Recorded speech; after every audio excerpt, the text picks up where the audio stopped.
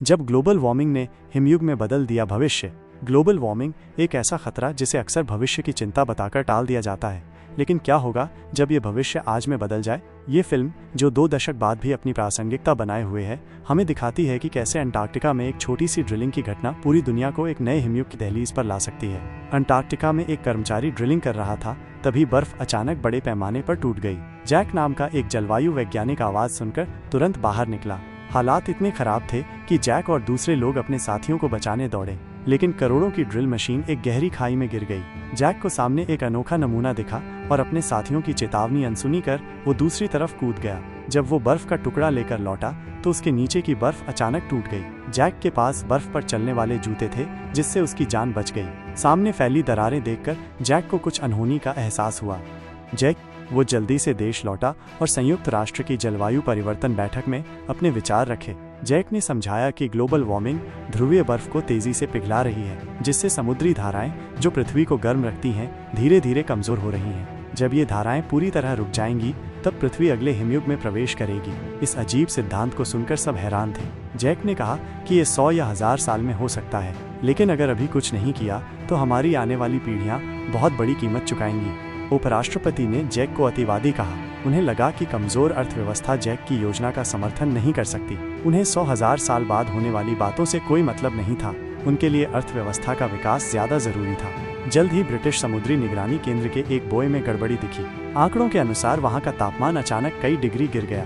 पहले वैज्ञानिकों को लगा कि उपकरण खराब है, लेकिन जब 2 और बोए में यही समस्या दिखी तो उन्हें लगा कि मामला उतना सरल नहीं है जितना वे सोच रहे थे। उसी समय टोक्यो की सड़कों पर अचानक 80 मीटर व्यास के विशाल ओले गिरे। अचानक हुई इस बर्फबारी ने कई लोगों की जान ले ली।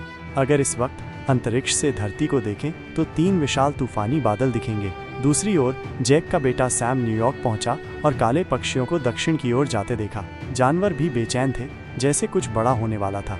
साथ ही लॉस एंजलिस तट पर फुटबॉल जैसे ओले गिरे और शहर में कई बड़े बवंडर आए। कुछ ही पल में पूरा शहर तबाह हो गया। अधिकारियों ने तुरंत बैठक बुलाई, पर उन्हें इस अजीब मौसम का कारण नहीं पता था। कुछ वैज्ञानिकों ने इसे सूर्य से जोड़ा, पर जैक ने इनकार किया। बिगड़ती स्थिति में जैक ने सुपर कंप्यूटर का इस्तेमाल किया। रात भर की गणना के बाद नतीजे चौंकाने वाले थे। 1000 साल बाद होने वाली हिमयुग की घटना 6-8 हफ्तों में होगी। जैक ने फिर उपराष्ट्रपति से कहा कि उत्तरी राज्यों को खाली कराएं।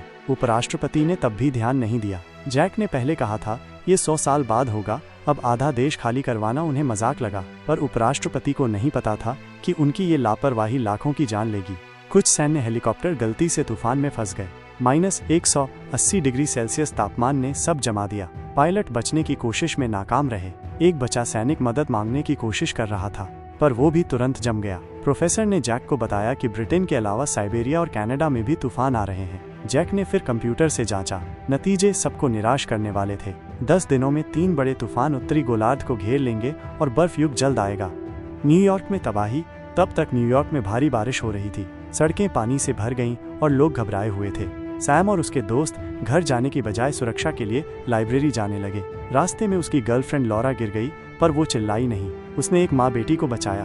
तभी कई किलोमीटर ऊंची सुनामी न्यूयॉर्क में आई। स्टैच्यू ऑफ लिबर्टी भी डूब गई। सड़क पर कारें बेबस थीं।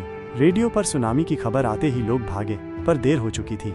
लाइब्रेरी के पास एक औरत को कार में अपना बैग दिखा। लॉरा उसे लेने गई, पर सुनामी आ चुकी थी। सैम ने उसे पीछे देखने को कहा। उन्होंने सोचा पुस्तकालय में छिपना सुरक्षित होगा, पर अचानक भयंकर बाढ़ आई। पानी तेजी से बढ़ रहा था। सैम ने पेफोन से पिता को संपर्क किया। पिता ने कहा, उत्तरी गोलार्ध हिमयुग में जा रहा है, पुस्तकालय में रहो, वो न्यूयॉर्क आएंगे। बात खत्म होते ही सैम बाढ़ में डूब गया। आधे मिनट बाद वो बचा। लॉरा ने उसे सूखे कपड़े दिए और उसे गर्म किया। बाहर बर्फबारी शुरू हुई। तापमान गिरा। बिना पानी बिजली के लोग ठंड से लड़े। अस्तित्व की लड़ाई।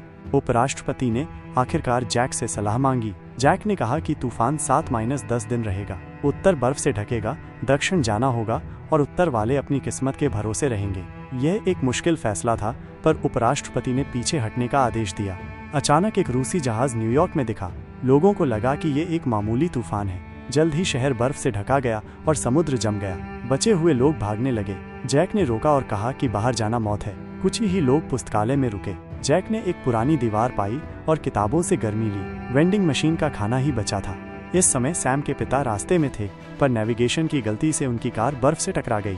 वे भारी उपकरण खींचते हुए तूफान में चल रहे थे। इस बात से अनजान की समतल दिखती जमीन खतरनाक थी। एक YouTube वीडियो में दिखाया गया कि वे एक मॉल की छत पर थे। वजन कम करने के लिए सामान छोड़ा, पर कांच 2 लोगों का वजन नहीं सह सका। कांच में दरारें देखकर जैक को बचाने के लिए साथी ने रस्सी काट दी। एक साथी खोने के बाद जैक उदास हुआ। अगली सुबह दोनों चले, पर जल्द ही दूसरा साथी भी गिर गया। जैक उसे स्लेज पर बांधकर आगे बढ़ा।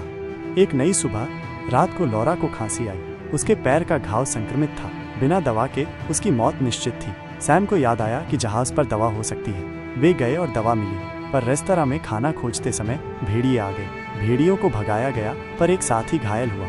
वे कमरे में फंस गए। सैम ने देखा कि बर्फ धीमी हो गई थी। वे तूफान के बीच में थे।